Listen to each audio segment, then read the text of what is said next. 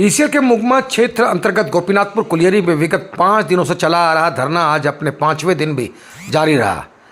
अपने पूर्व निर्धारित कार्यक्रम के तहत गोपीनाथपुर कुलियरी के स्थानीय बेरोजगारों द्वारा बेरोजगार संघर्ष समिति के बैनर तले वहां कार्यरत कंपनी जीसीपीएल को पूर्व में ही अपनी 9 सूत्री मांगों को सौंपा गया था और 7 दिनों का समय दिया गया था, जिसके बाद 7 दिन समाप्त होने के बाद विगत 16 दिसंबर को बेरोजगार संघर्ष समिति ने अपना धरना शुरू किया और उसी दिन वहां के कंपनी के गुर्गों द्वारा जमकर हंगामा मारपीट की घटना घटी, जिसके बाद से पुलिस ने कार्रवाई करते हुए लोगों पर मामला भी दर्ज किया। घटना के बाद निरसा माले विधायक अरूप चटर्जी ने मोर्चा संभाला और फिर से दूसरा पंडाल बनाया और धरना दे रहे सभी बेरोजगारों को अपना समर्थन दिया। आज 5वें दिन माले विधायक अरूप चटर्जी के नेतृत्व में इंडी गठबंधन के सारे नेता धरना स्थल पहुंचे और प्रेस वार्ता का आयोजन किया। मुख्य रूप से विधायक अरूप चटर्जी ने कहा कि इस लोकतंत्र में सभी को अपनी मांगों को लेकर, अपने अधिकारों को लेकर कहीं भी धरना प्रदर्शन करने का अधिकार है। इसके अनुरूप यहाँ के स्थानीय बेरोजगार ने अपना रोजगार की मांग को लेकर यहाँ धरना दिया था, पर कंपनी के 2 ठेकेदारों ने अपने गुर्गों के साथ पूरी घटना को अंजाम दिया। पर हम अपनी लड़ाई, अपना आंदोलन हर परिस्थिति में जारी रखेंगे और जब तक कंपनी प्रबंधन यहाँ के स्थानीय बेरोजगारों के साथ वार्ता कर यहाँ के बेरोजगारों को रोजगार नहीं देती है, तब तक कि धरना प्रदर्शन अनिश्चितकालीन जारी रहेगा। प्रेस वार्ता में मुख्य रूप से झामुमो जिला अध्यक्ष लक्की सोरेन, झामुमो युवा मोर्चा के जिला अध्यक्ष गुलाम कुरैशी, कांग्रेस के डॉक्टर संतोष राय तथा माले के भी नेता उपस्थित रहे। क्या प्रेस वार्ता रखा गया, आप उसको किस रूप में देख रहे हैं और किस तरह की डिमांड, चूँकि प्रशासन के साथ साथ और जो है कंपनी प्रबंधन से किस तरह की मांग कर रहे हैं? देखिए, सबसे पहले तो जो निरसा बेरोजगार संघर्ष समिति के द्वारा जो मेमोरेंडम दिया गया था, उसमें दिया गया था जो 9 सूत्री मांगों को लेकर के, तो उसमें यही दिया गया था कि इस मांग को आप देखिए और इसको मानने का काम कीजिए। लेकिन कंपनी के द्वारा कोई भी इसमें काम नहीं किया गया, तो उसके लिए हम लोग शांतिपूर्वक तरीके से धरना देने के लिए 16 तारीख को आए थे। लेकिन जिस तरीके से वहाँ यहाँ का जो मंशा था, और मान लीजिए यहाँ का ठेकेदार है मनोज सिंह है, उसकी अगुवाई में जिस तरह से लाठी डंडा चलाया गया और फायरिंग किया गया, आपका पंडाल जलाया गया, आपका आकर के हम लोग पार्टी का झंडा जलाया गया, रूलिंग पार्टी का जेएमएम सरकार का झंडा जलाया गया, इंडिया गठबंधन का झंडा जलाया गया। तो ये मंशा काफी अच्छा नहीं है और हम लोग स्थानीय युवाओं को रोजगार दिलाने के लिए हम लोग इस धरना को देने आए थे, जिसको असफल करने के लिए ही इस तरह का हथकंडा अपनाया गया है। और हम लोग स्थानीय युवक को ही यहाँ रोजगार दिलाना चाहते हैं और जो युवक यहाँ रोजगार कर रहे हैं, ये इस मांग में है कि उसको सही न्यूनतम मजदूरी मिले और उसको हक सही मिले। यही लड़ाई हम लोग का है। प्रशासन किस तरह का मांग करेंगे आप? प्रशासन से हम लोग मांग करते हैं कि जो इस तरह का घटना को उकसाया जिस तरह से है और जो गोली चलाने का काम किया है और महिला लोग को जो दौड़ाने का काम किया, वैसे लोग को चिन्हित कर कार्रवाई करें, किसी भी तरह का प्रेशर में ना आए और काम को करें। और हम लोग यही डिमांड करते हैं कि उन लोगों को गिरफ्तार किया जाए।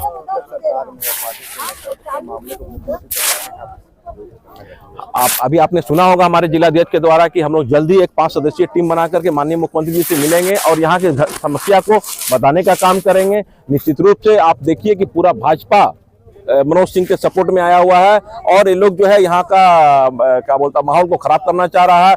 अभी एक भ्रम फैलाने का काम कर रहा है कि अरूप चटर्जी जो है 400 मुस्लिम को यहाँ पर नौकरी में लगाने का काम कर रहा है। चुनाव में ध्रुवीकरण किया, अब नौकरी के नाम पे ध्रुवीकरण किया जा रहा है। मैंने ऐसे लग रहा है कि हम लोग का नाम के आगे जो मोहम्मद लग रहा है, हम लोग बहुत बड़ा पापी हो गए हैं। मुस्लिम होना भी लग रहा है यहाँ जुर्म हो गया है, जबकि ऐसी कोई बात नहीं। हर युवा स्थानीय जो होगा, जो बेरोजगार होगा, जात पात से कोई मतलब नहीं है। जिस तरह से चुनाव में निरसा की जनता ने सबक सिखाने का काम किया है, जो ध्रुवीकरण को नष्ट नाबूद किया है, इसमें भी देखिएगा हम लोग सफल होंगे और यहाँ का स्थानीय युवाओं को रोजगार मिलेगा। ईसीएल को कितना जिम्मेवार मानते हैं, क्योंकि साइलेंट मोड पे ईसीएल है बिल्कुल? नहीं, देखिए, ईसीएल इस घटनाक्रम के लिए पूरी जिम्मेवार है, क्योंकि जितने भी माइनिंग कार्य हुए ये तमाम जो है इलीगल है। ना डीजीएमएस का परमिशन था, ना ईसीएल का परमिशन था, फिर भी माइनिंग करते जा रहे थे और ईसीएल के अधिकारी आंख मूंद कर इसको देख रहे थे। यहाँ से पत्थर बेचा गया, मिट्टी बेचा गया, अब कोयला खनन उत्पादन करने जा रहे हैं। लेकिन बाकायदे जो रेवेन्यू शेयरिंग में जो क्लॉज में है, जो जब तक कि हस्तांतरण नहीं हो जाती है पूरी कंपनी, तब तक हम समझते हैं जो यहाँ माइनिंग करने का कोई अधिकार नहीं है। और हस्तांतरण जो है कोल इंडिया की प्रॉपर्टी सिर्फ पार्लियामेंट या प्रेसिडेंट ऑफ इंडिया का ही अधिकार है। 16 तारीख को जो घटना है उसके प्रशासन से किस तरह की मांग आप मांगे? नहीं, 16 तारीख की जो घटना हुई वो प्रशासन के सामने हुई, उसके सामने गोली चली। कंपनी की सीसीटीवी फुटेज निकाले तो तमाम चीज़ें बहुत सामने आ जाएगी। और आगजनी की घटना भी उस समय हुई, तो प्रशासन इमीडिएटली शाम को कार्रवाई करते हुए उन लोगों पर एफआईआर किया। लेकिन ये चीज़ अगर आगे होती तो हम समझते हैं जो इतनी घटना भी नहीं घटती।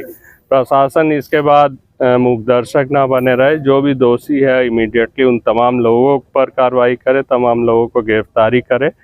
और हम लोगों की जो धरना है वो लगातार जारी रहेगी जब तक इसकी पूर्ण समाधान नहीं हो जाता। कार्यालय परिसर में जो लाठी डंडा और हथियार लाने की बात जीसीपीएल को ये साफ करना चाहिए जो उनके कार्यालय ऑफिस कार्यों के लिए है, या जो गुंडा या लठैत की जो वो लोग पत्थर वहाँ पर चुन के रखे थे, लाठी डंडा रखे थे, आर्म्स रखे थे, तो जीसीपीएल कार्यालय में जो भी इन चीज़ों को रखे थे वो सीसीटीवी फुटेज देखे उन लोगों पर भी एफआईआर कंपनी को इमीडिएटली करना चाहिए। देखिए, जीसीपीएल जो पिछले 2-2.5 वर्षों से यहाँ चल रही है, उसके बिना परमिशन का ही यहाँ काम कर रहे थे। जो माइनिंग की काम हो रही थी उसका परमिशन मतलब उस समय तक नहीं आई है। डीजीएमएस का भी परमिशन नहीं था, ईसीएल का भी परमिशन नहीं था। लेकिन मौखिक रूप से शायद ईसीएल ने परमिशन दिया था, जिसके एवज में वो लोग पूरी माइनिंग का काम आप देख रहे होंगे चारों तरफ, जो मिट्टी कटिंग का काम ये लोग लगातार कर रहे थे। हम लोगों ने कभी भी उद्योग का विरोध नहीं किया, हम लोग ने हमेशा ही उद्योग का समर्थन किया। लेकिन एमडीओ मोड का सीआईटीयू ने हमेशा ही विरोध किया है, क्योंकि एमडीओ मोड में आप देख रहे होंगे जो 10,000 रुपया दे के ये लोगों को खटा रहा, 300 रुपया हाजिरी दे रहा है, जो मिनिमम वेजेस सरकारी वेजेस भी नहीं है। जबकि नियम है यहाँ माइनिंग क्षेत्र में कोई भी अगर काम करे तो उसको एचपीसी देगा, चाहे वो गार्ड हो, लेबर हो, कोई भी हो, मिनिमम एचपीसी पेमेंट करना हो। और ये कंपनी जो है पहले से ही मतलब 2 ठेकेदारों को रखकर यहाँ के लोगों को झगड़ा करवाना, यहाँ के लोगों को बंटवारा करना, कोई लोग आए तो उसको धमकाना, आम जनता अगर ऑफिस में जाए तो उसको भी रोक देना, ये तमाम चीज़ें कंपनी कर रही थी। उन्होंने पहले से ही विरोध करते आए। हम लोग काफ़ी बार प्रयास किए कंपनी के साथ वार्ता कर इसका समाधान निकालने का, लेकिन कंपनी हमेशा से हम लोगों की नाकारती रही। और एक पॉलिटिकल पार्टी के इशारे पर ये तमाम चीज़, 2 ठेकेदारों के इशारों पर इन तमाम चीज़ें वो करते आए। तो ये तमाम जो सिचुएशन आज के दिन है, हम समझते हैं इसके लिए पूर्ण रूप से कंपनी जिम्मेवार है, और इसका मेन दायित्व भास्कर सरकार है जो यहाँ के जनरल मैनेजर है।